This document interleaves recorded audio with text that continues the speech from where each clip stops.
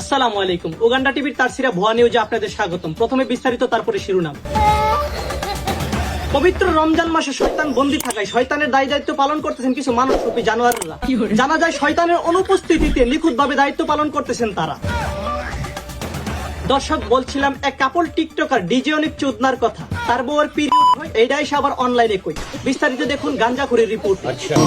আমার কপাল কতটাই খারাপ, তাই না? আজকে 7টা রোজা, এই 7টা রোজার একটা রোজাও রাখতে পারলাম না। কারণ আমার বউ এখনো অসুস্থ।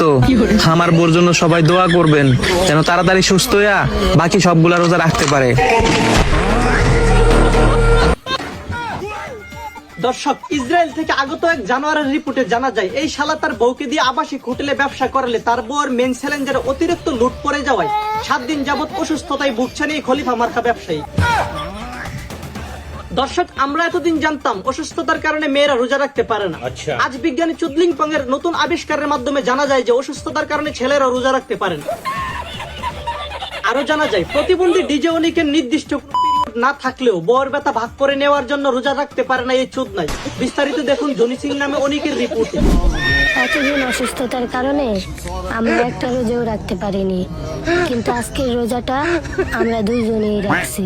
সবাই আমাদের জন্য দোয়া করবেন যেন বাকি সবগুলা রোজা রাখতে পারি।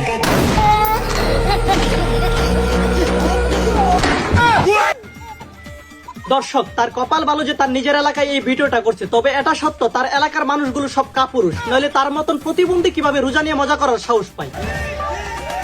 দর্শক, আমার আর খবর বলার সময় নেই। আপনাদের কি মতামত আমি কমেন্টে দেখতে চাই। আমি যদি এই প্রতিবন্ধী শালারে পাই, তার মাঝখানের ঠ্যাংটা ছিড়ালাম, এটা সত্যি কথা ভাই।